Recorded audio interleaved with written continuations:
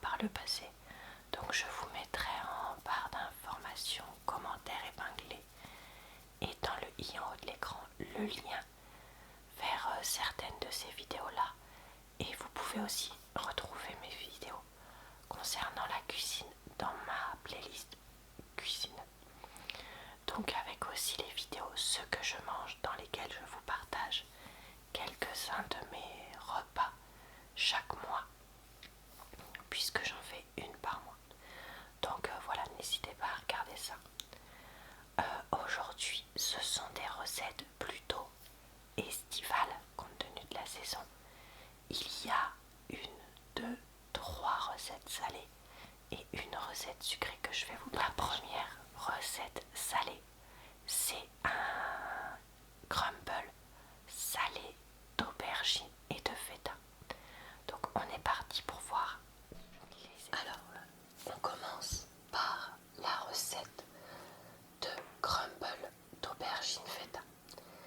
C'est une recette qui vient de la chaîne YouTube Les Tribulations d'Anaïs. Donc je me suis inspirée de sa recette qu'elle avait fait en vidéo. Alors il faut savoir que pour toutes les recettes que je vais faire là aujourd'hui, je n'ai pas assez peu de mesures exactes. Je fais un peu avec ce que j'avais noté et mes souvenirs. Et donc là, typiquement pour celle-là, c'est vraiment fait à l'arrache. Donc j'avais choisi de prendre 2 aubergines. Donc comme vous pouvez le voir, j'ai coupé chaque aubergine en 2 dans le sens de la longueur, puis en 4 aussi dans le sens de la longueur. Mais l'autre longueur, si je peux dire ça comme ça, je sais pas. Et après j'ai coupé en tout petits morceaux. À la base, je n'aime pas l'aubergine beaucoup. Et du coup, le but pour moi de faire cette recette, c'était déjà de tester les crumbles salés, puisque c'était la première fois que j'en faisais. Mais c'était aussi de me forcer, entre guillemets, à manger un peu plus d'aubergine. Parce que je pense que c'est un légume qui, nutritivement parlant, doit être quand même un minimum intéressant. Donc voilà, j'ai voulu me forcer à en manger. Donc voilà, je coupe tout. Tant que j'y suis, parce que je crois, est-ce que j'aurai l'occasion dans les autres recettes, je sais pas. Les 2 autres recettes salées et la recette sucrée qui vont suivre sont inspirées de la chaîne de vlog Tanguy et Noémie Vlog, dont je vous parle régulièrement sur ma chaîne, puisque c'est une chaîne que je regarde régulièrement. Donc voilà, donc sachez-le. Et j'essaierai de penser à vous mettre les liens de toutes les vidéos que j'ai utilisées comme base en barre d'informations, commentaires épinglés. Je vous mettrai aussi évidemment le lien de recettes que j'ai déjà faites par le passé. Je sais plus si je l'ai dit ou pas dans l'introduction. Donc voilà, tout ça sera placé. Donc on continue à couper en 2 dans le sens de la longueur, puis en 4, puis en petits cubes. Là j'ai essayé de m'appliquer pour que quand je coupe ce soit visible, parce que j'avais l'impression que dans la dernière vidéo de ce type que j'ai faite, on voyait rien du tout de ce que je coupais, parce que j'avais tendance à avoir tout le temps les mains devant. Donc là, voilà, je sais pas si ça se voit, mais j'ai essayé vraiment de m'appliquer.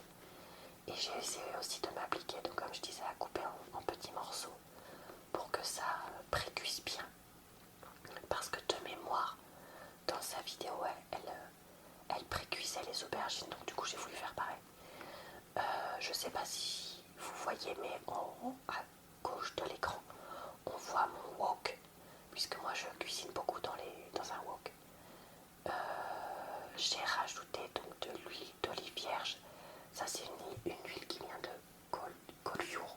Je crois qu'on dit ça comme ça dans le sud. J'en ai mis 10 fois trop, mais c'est pas grave. Alors ensuite, j'ai voulu diviser par 2 la quantité de crumble qu'elle avait fait. Donc j'ai voulu mettre 100 g de farine. Alors 50 g, mais enfin, comment dire. je sais pas quelle quantité de flocons d'avoine j'ai mis, parce que j'ai dosé ça un peu au pif. Mais en gros là, vous voyez, il y a 100 g de farine et je vais rajouter 50 g dans le dosage de farine, donc ça doit pas être 50 vrais grammes de flocons d'avoine dans ce verre doseur. Vous voyez, ça fait à peu près ça. Pendant ce temps-là, j'avais mis les aubergines à revenir sur le feu. On excusera ma plaque qui est crado, donc ça cuit. Une fois que c'était prêt, je les ai mises dans le plat que j'allais utiliser, donc un plat gratin classique. Sachant que comme je faisais plusieurs trucs en même temps, j'avais pas fini la préparation du crumble, donc hop, on repasse vers la suite de la préparation du crumble. Là, je mets de l'huile de colza classique parce que c'est ce qui est moins cher.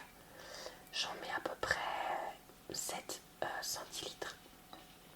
Donc dans un saladier, je rajoute ma préparation à base donc de farine et de flocons d'avoine et je commence à mélanger pour faire un crumble.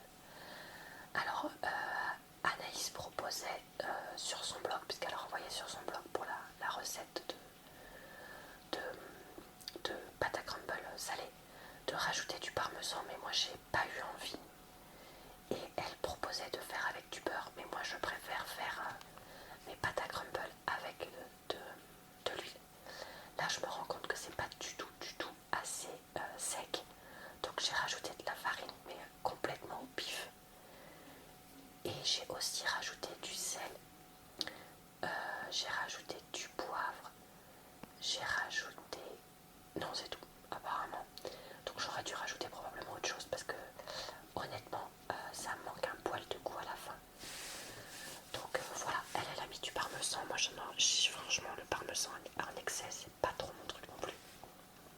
Donc comme je me disais, bon, il y a déjà les aubergines qui sont pas ce que je préfère. Il y a un moment, on va essayer de rester sur des trucs sûrs.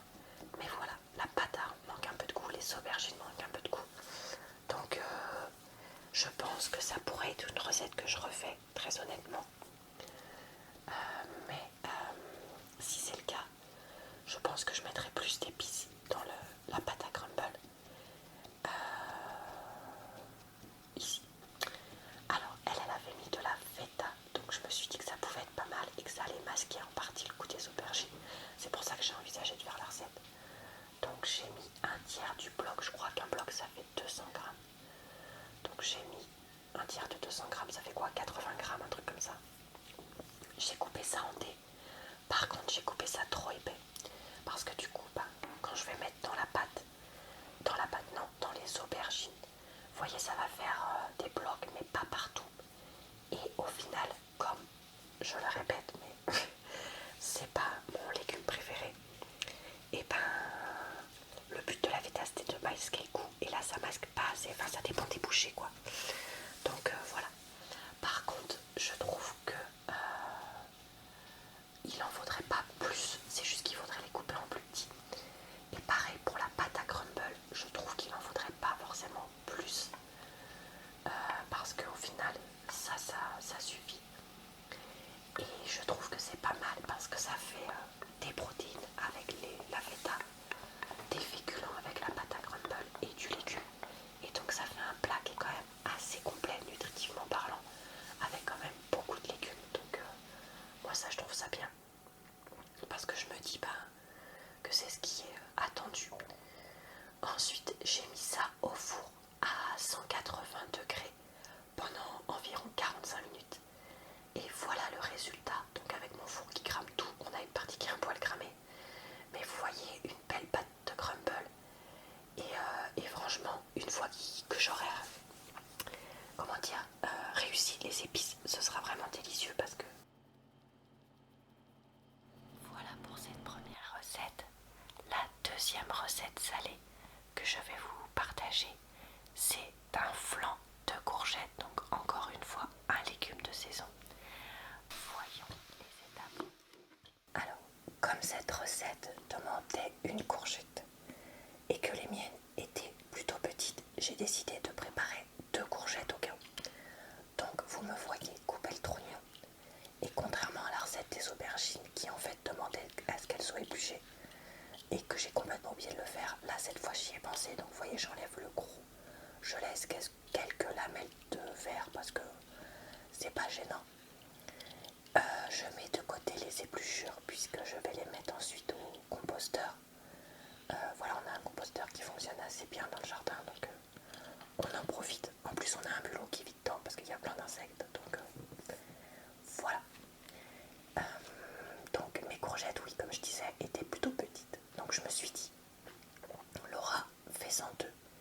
Au pire, tu mettras deux courgettes dans le flanc.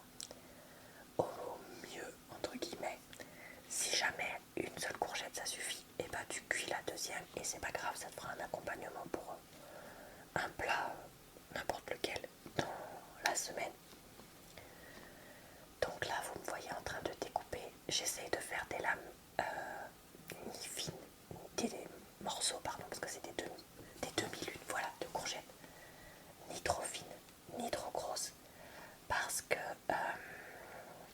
trop fines, j'ai peur que ça s'émiette complètement super vite. Et comme c'est pour mettre dans un flanc, c'est mieux, je trouve, de les faire comme ça. Et trop grosses, ça sera trop long à cuire et ce sera trop pâteux dans le flanc, donc voilà. Là, comme j'avais encore ma première recette à base d'aubergine qui cuisait dans le wok et que j'avais pas envie de laver plusieurs casseroles, j'ai mis ça de côté dans un petit saladier que j'ai ensuite utilisé pour la suite. Donc on me voit en train de couper donc la deuxième courgette, donc pareil, couper dans le sens de la longueur, puis couper en petits morceaux. C'est vrai que c'était la première fois que je faisais un flanc de courgette comme ça. Et ça m'a fait inspirer de voir ça donc dans la vidéo de Tanguy et Noémie sur la chaîne Tanguy et Noémie Vlog, parce que je me suis dit que ça pouvait faire un plat 2 en 1, un peu genre protéines plus légumes, et qu'il y avait juste besoin d'un accompagnement éventuel. Donc voilà pourquoi j'ai fait ça. Maintenant que le wok est libre, je balance tout dedans et je vais mettre, alors à la base que je pensais être un peu d'huile, mais vous voyez que j'en ai mis une tonne, ce qui n'était pas voulu.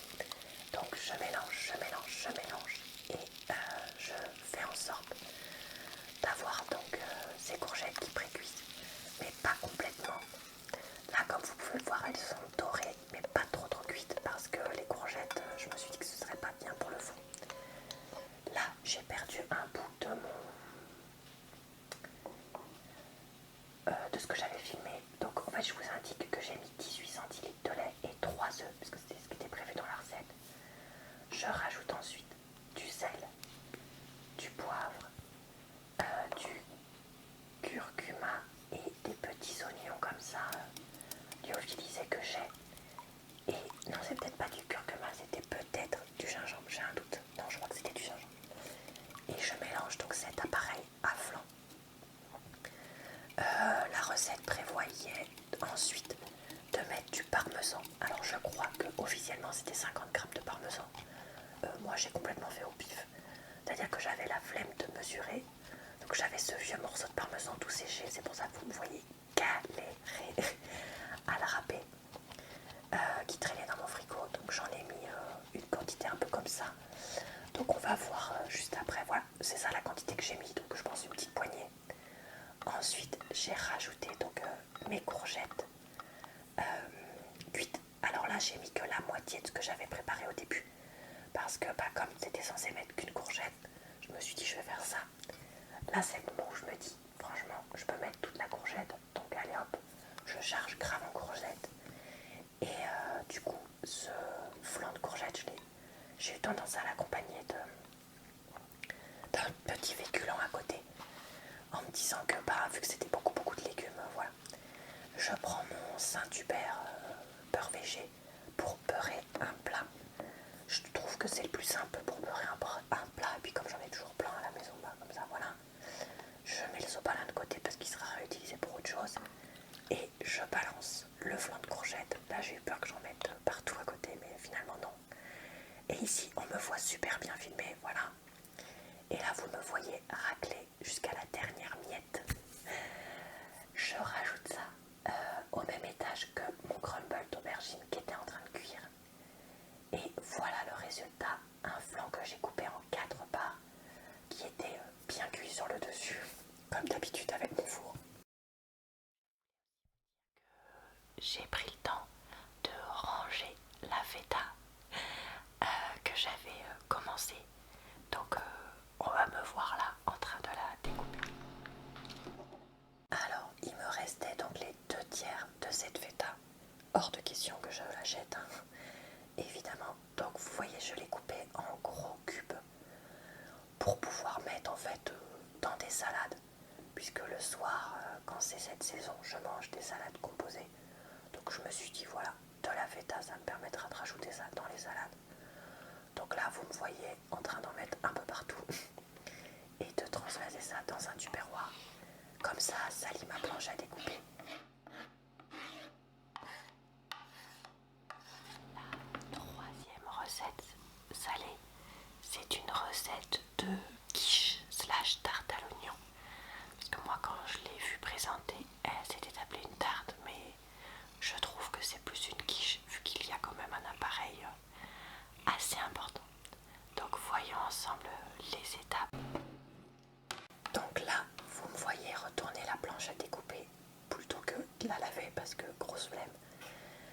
Je prends donc des oignons pour faire la tarte à l'oignon proposée aussi par Noémie et Tanguy de la chaîne Noémie et Tanguy Vlog, puisque c'est une de mes grosses sources d'inspiration pour ce meal prep.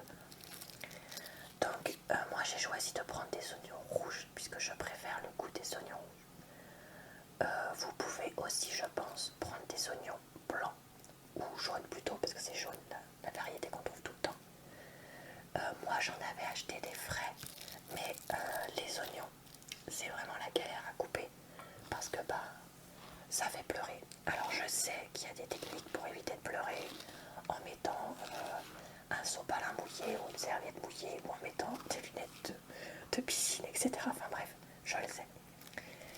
Mais j'avais la flemme d'aller chercher tout ça. Honnêtement, vu que j'étais lancée là dans mon truc, que j'avais les courgettes qui étaient en train de cuire, de la recette précédente, le crumble qui était déjà dans le four avec mon four qui crame tout.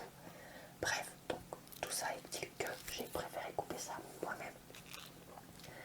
Alors vous voyez que je coupe en deux, que j'enlève les peaux extérieures qui sont plus dures pour essayer de ne pas avoir ce côté désagréable et qu'ensuite je tranche en lamelles puisque je trouve que c'est le mieux pour ce genre de recette de quiche à l'oignon. Et c'est vrai que c'était pas mal du tout. Donc pour finir, par rapport au fait que si vous n'avez pas envie donc de couper vos oignons, dans ces cas-là, vous pouvez très facilement, le wok était vide, donc je transvase tout dans le wok. Vous pouvez donc très facilement, je disais, les acheter surgelés. Par contre, je crois pas que les oignons rouges ça existe en surgelé. À moins que ça existe peut-être chez Picard ou chez Thirier, donc dans le sens des spécialistes des surgelés, je sais pas. Je vous avoue que je vais jamais dans les magasins comme ça, donc je ne sais pas si c'est le cas. Mais si c'est le cas, n'hésitez pas à me le mettre en commentaire, que tout le monde puisse être au courant. Mais oui, du coup, le problème avec les oignons surgelés, pour moi, pour cette recette, c'était que c'était des oignons donc jaunes et pas rouges. Et que, comme je disais, je préfère le rouge. Là, j'ai cru que j'avais une pousse d'oignon dans l'oignon, mais en fait, non, c'était rien de spécial. Et donc, je suis désolée, je crois que je suis hyper confuse, que je fais que de partir dans tous les sens. Et donc, je continue de couper mes oignons.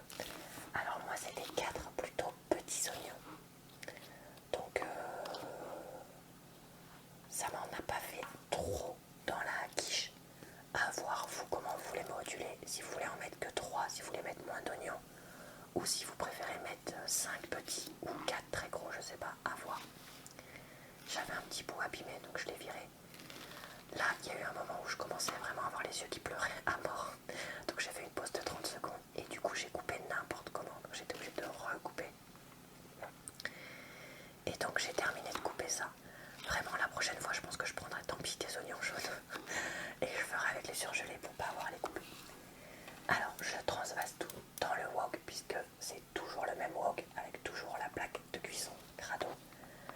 Comme il était libre, je rajoute cette fois une vraie petite dose d'huile et je me lance dans la cuisson, la pré-cuisson donc des oignons parce que c'est bien meilleur. Donc là, vous voyez que je suis en train de passer toute ma frustration à tabasser les oignons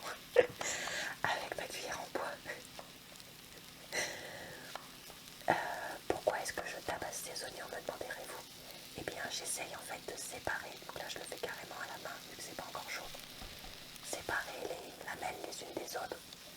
Franchement, j'ai cuit ça bien 5-10 minutes.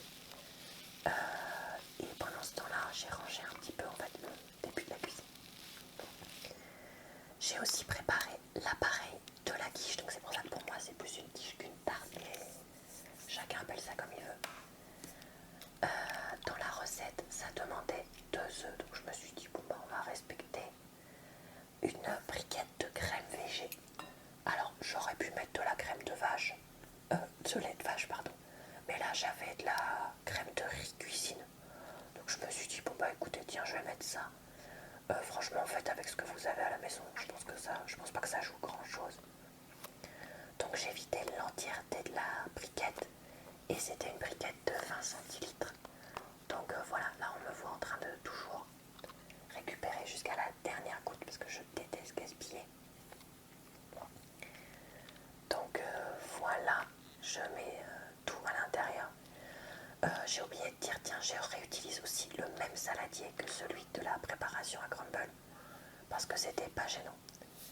Et à flanc, un peu de sel, un peu de poivre et c'est là qu'on met du curcuma et du persil. Voilà, donc là je vais mettre du persil et la curcuma pour donner du goût. Je crois bien que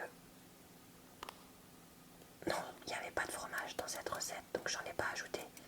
Surtout que comme mon chéri n'aime pas le fromage, je me suis dit que comme ça, si jamais il voulait goûter, il pouvait. Vu qu'il n'y en avait vraiment pas du tout. Mais si jamais ça vous tente, vous pouvez éventuellement rajouter soit du parmesan si vous en avez acheté, donc vous en avez là.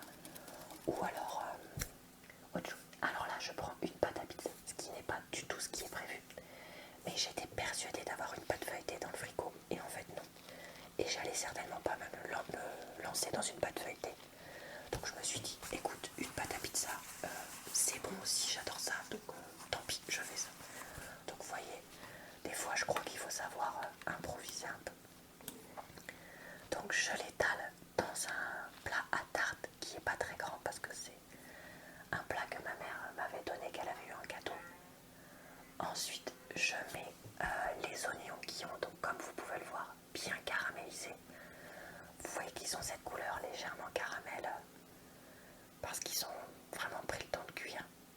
Donc voilà, donc je balance tout dans le fond de tarte. J'étale un peu et ensuite je vais donc ajouter l'appareil. Donc là, je disais, vous pouvez éventuellement ajouter du fromage râpé ou du parmesan, soit maintenant, soit après, sur le dessus, puisque là, comme vous pouvez le voir, donc moi, j'ai pas toujours bien raclé le fond. Surtout qu'en plus, je me suis rendu compte que, je sais pas si vous voyez, le curcuma c'était mal mélangé. Et j'ai enfourné ça en dessous des autres plats, puisqu'il me restait une place. Et voilà ce que ça donne. Je trouve ça vraiment pas mal du tout et ça change un peu des quiches classiques. Et l'avantage c'est que cette quiche là peut se faire toute l'année. La dernière petite recette, alors qui va être pas très bien filmée parce que je sais pas ce que j'ai fait, mais j'ai perdu plein de ce que j'avais filmé et déjà que c'était pas très long, donc voilà. Ce sont des petits déjeuners avec des graines de chia et des flocons d'avoine mode overnight oats. Comme c'est un peu la mode, donc tu fais la veille du jour où tu veux les manger. Après ça peut être aussi éventuellement un goûter, mais bon voilà, moi j'ai plutôt fait ça pour le petit déj. On peut les manger soit seuls, soit éventuellement les rajouter sur du granola ou quelque chose comme ça. C'est ce que j'ai fait aussi pour certaines et ça. Alors j'ai nettoyé un peu ma cuisine parce que ça ressemblait à rien et je voulais filmer, donc voilà. J'ai pris des graines de chia d'un très vieux pot de noz et j'en ai mis une cuillère à soupe. J'ai utilisé des ramequins de yaourt que j'avais gardés et j'en ai mis un peu à côté, donc je ramasserai après, vous inquiétez pas, ce ne sera pas perdu. J'ai rajouté des flocons d'avoine nature. Ça vient d'un grand sachet de chez La Vie Claire qui a au moins 4 ou 5 ans parce que ça date d'avant qu'on arrive en Pays de Loire. Ensuite j'ai mis une toute petite cuillère à soupe de sirop d'agave qui vient de chez Noz. pour avoir un côté sucrant pour pouvoir manger tel quel. Et j'ai rajouté du lait jusqu'au bord. Puis je les ai mis au frigo pendant 24 heures pour les manger. Et là je vous en ai sorti un pour vous montrer que les graines de chia avaient gonflé et formé un mucilage. Une petite dernière réalité du meal prep, c'est le fait qu'on se retrouve avec une tonne de vaisselle. Alors là, heureusement, comme j'avais réutilisé le wok par exemple, j'en ai eu qu'un à laver. Mais bon, ça fait quand même. Super, on a plein de vaisselle. Tout pour les recettes du jour. J'espère que cette vidéo vous a plu, relaxé et diverti. Je vous aurai mis le lien vers les chaînes et les vidéos que j'ai utilisées comme inspiration pour les recettes. Donc si jamais vous en recréez une, n'hésitez pas à me dire ce que vous en avez pensé en commentaire. Ou si vous avez d'autres idées de recettes indispensables pour cette saison, pareil, n'hésitez pas à me partager les liens. Je vous retrouve pas tout à fait tous les jours en ce moment, puisque c'est une période un peu de pause estivale pour moi. Mais sinon, je vous retrouve tous les jours le reste de l'année. Je ferai un de ces quatre, je ne peux pas dire quand, une nouvelle vidéo du genre pour vous sur ma chaîne. Et puis d'ici là, plein d'autres types de vidéos, notamment pour la nourriture, des retours de course et puis mes vidéos, ce que je mange comme je disais. Je vous souhaite donc une bonne soirée, une bonne nuit ou une bonne journée et je vous dis à très bientôt dans une prochaine vidéo.